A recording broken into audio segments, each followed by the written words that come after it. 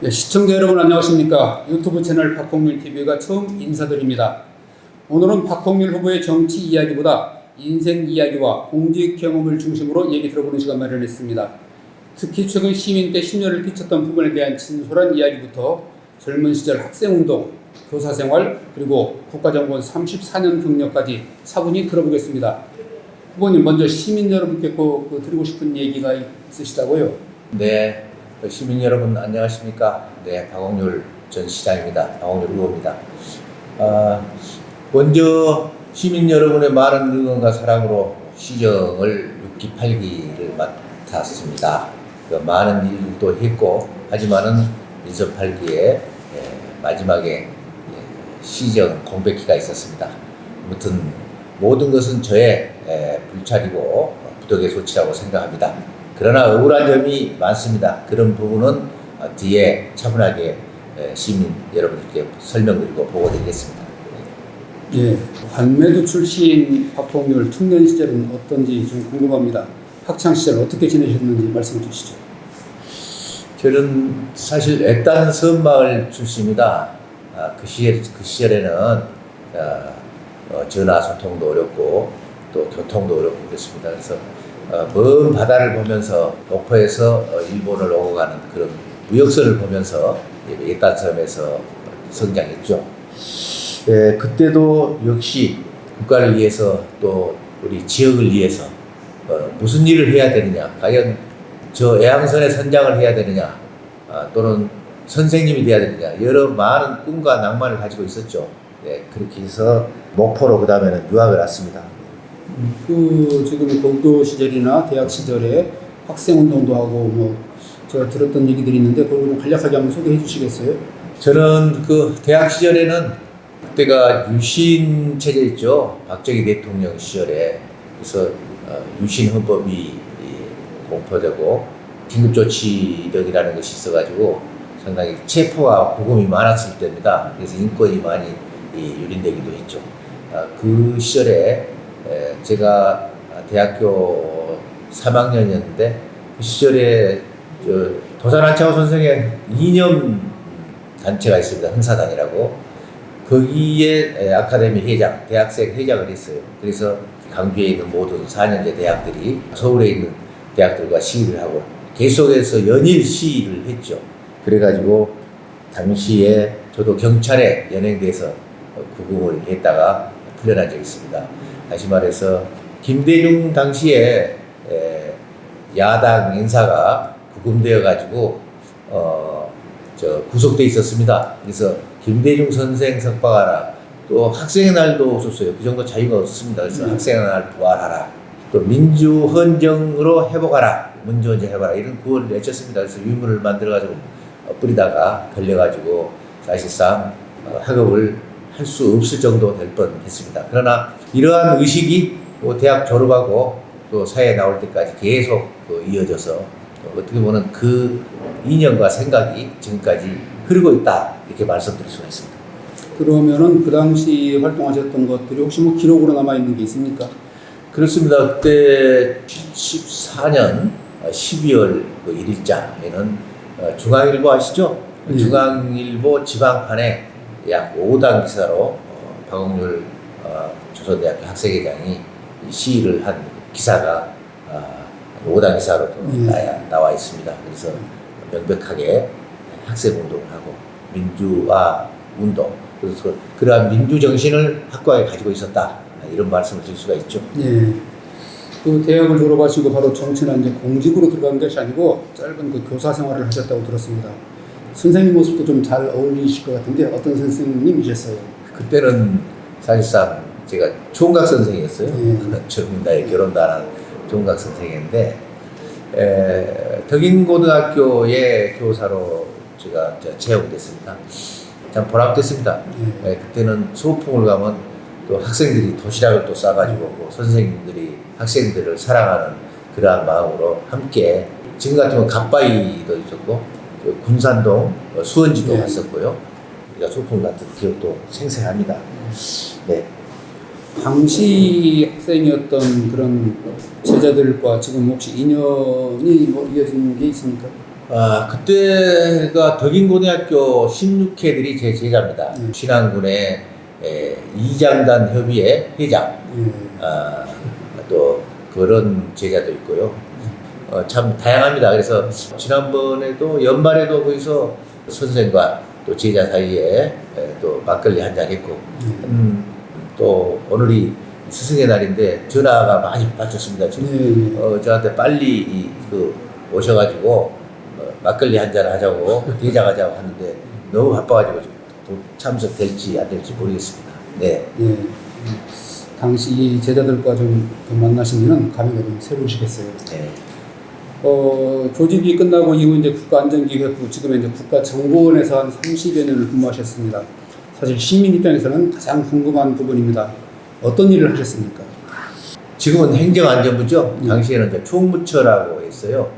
별정직으로 7급으로 채용을 공고가 있어서 전국의 모두 대졸자들이 원서를 위해서 공개 채용으로 합격을 했습니다. 합격해가지고 1년간 그 강도 높은 교육을 받아요. 여기는 심신 훈련뿐만 아니라 이념적인 내용 등등 할 것 없이 상당히 그 강도 높은 교육을 받는데 상당히 잘 받고 현지에 투입돼가지고 근무를 했습니다. 주로 북한에 대한 정보 분석, 북한이 지금 어떠한 상황에 처해 있고 어떠한 동향을 가지고 있느냐.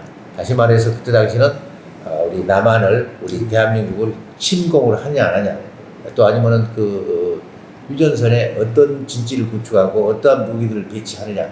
그래서 유특이라고 제일 높은 상공에서 그 미군이 사진을 찍어서 우리한테 넘기면은 그 사진 분석을 해서 미사일이 몇 개 또 되고 박격포가 몇 개가 배치되고 이런 것들을 다 분석해서 정황을 전부 우리 정부의 국방본부에 다 보고하고 하는 그런 역할들을 했죠.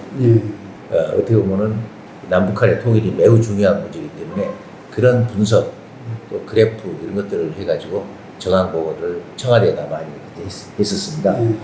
그러다가 이제 DJ 이 정권이 들어서면서는 주요 부서로 또 제가 스카우트 했죠. 인사, 조직, 비서실. DJ 대통령 당선되자 호남 사람들이 호남 인맥이 거의 없어요.